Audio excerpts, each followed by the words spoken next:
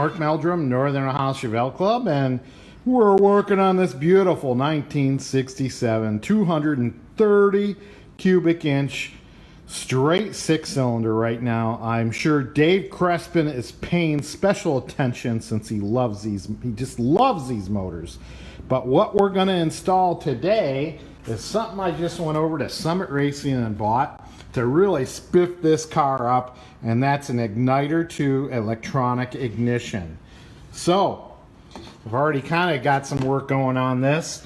First thing you need to do is pop off the distributor cap, couple screws there, and the points just fall right out on the ground. Actually had the points loose. You're going to take the condenser out, and then see what I need. Just keep dropping things on the floor. What a great video. And then we're going to take this plate off, and then I'll start showing you some of the new pieces that go on. So I've already disconnected the wire from the coil right next door, and let's keep going on this. I'm going to pause a second so I can get some parts ready. Okay, took a couple screws off here, and that holds this mounting plate down, and the mounting plate's going to come off, and I got a new mounting plate that is going to install in its place. Okay, so I'll give that a little cleanup down there, and then we'll install the new plate. Alright, so here's what comes with the kit. You got your instructions. You got your pickup right here, which replaces your points. And then you got a new plate adapter, which of course is also going to hook into the vacuum advance. Okay, that's down there. And a ground strap and a magnetic jammer whammer. And then it's all gonna, you can see I got the plate off down here, got it cleaned up a little bit, and we'll make sure that we get the vacuum advance hooked up here and to the plate, and we should be all set to go. Okay, let me get my hands back into this. Alright, got a little bit of a screw up. I had mounted the pickup on this side, and I was like, man, that's awful tight, that's not gonna work out. So had to flip it 180 degrees, and then put in this little ring here. This little magnetic ring goes down there, and then now we can fit that little 30 thousandths indicator in there, and it's a little bit looser. It was way too tight the other way. And of course we got a little ground strap going from this screw over to this nut. So yeah, it's so hot out here that I'm screwing up, but we'll get her straightened out. Got her back on there. We use my handy dandy little tightener up there from Rick Hurling. Rest in peace, Rick. You're like a little angel on my shoulder watching over my work. You and Jim, you're always checking me out. So we'll pull this little gap out of there, and then we'll put the other pieces on this cap here and get some electrical hooked up. Man, the sweat is just dripping off my forehead. Whew, is it hot. Alright, we got the distributor cap back on. Okay, just a couple screws to hold her down.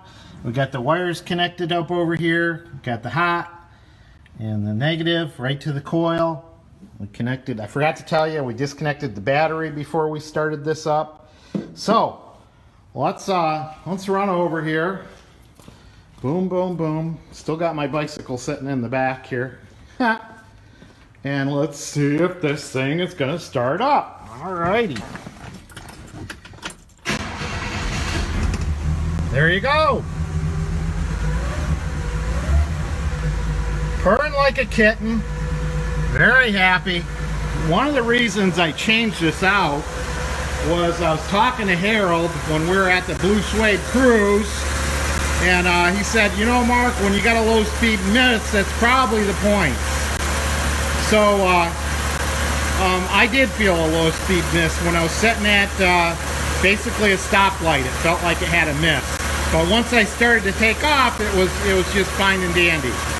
So the car's warming up still. It's still on high idle.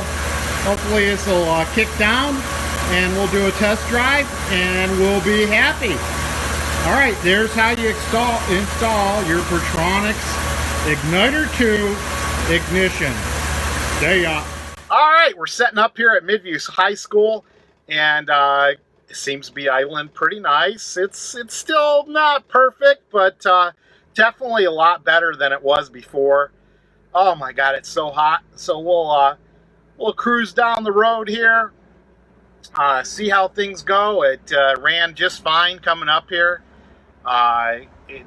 The thing that this really helps out, this Ignitor 2, is the higher RPM ignition. But like I said, Harold told me that usually misses at the idle is because of bad points. So, seems to be idling pretty nice.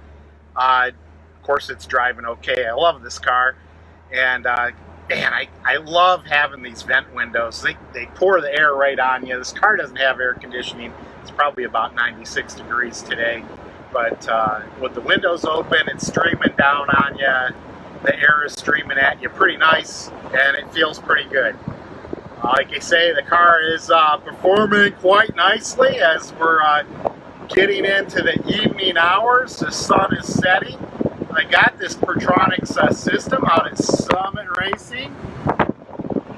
Excuse me, Patty was nice enough to drive me out there and pick up the Petronix. And I got it home and installed it in probably less than a half hour. And we're coming up here to a stop sign, and the car's just running great. I can't say enough good things about it. So while you guys are struggling with your big blocks, getting ready to go to the show, I got my old inline 6. I'm sure I'm a fan of Dave Crespin. He's enjoying this little ride here in the 6-cylinder, and it's purring like a kitten, or as we say, it's running like a sewing machine. Just like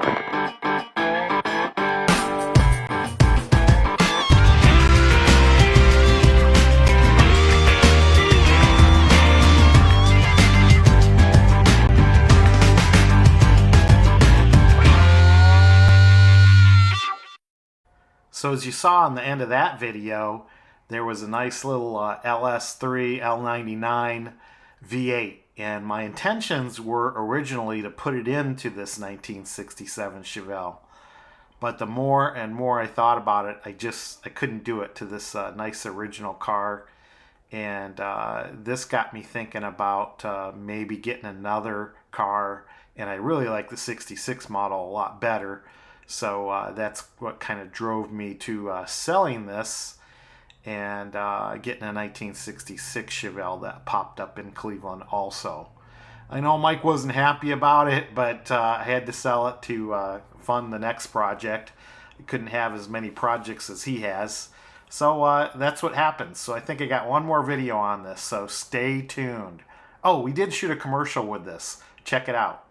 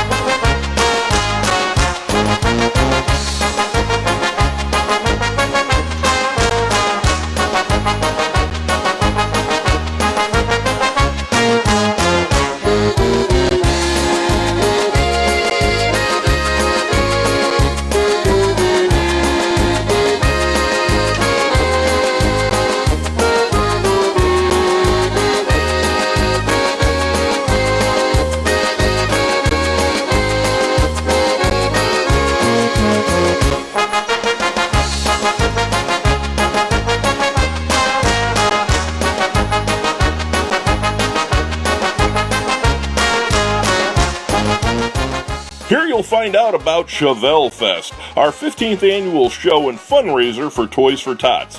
This is happening this August 4th and 5th at the Holiday Inn in Strongsville, Ohio. Come on out and support the club.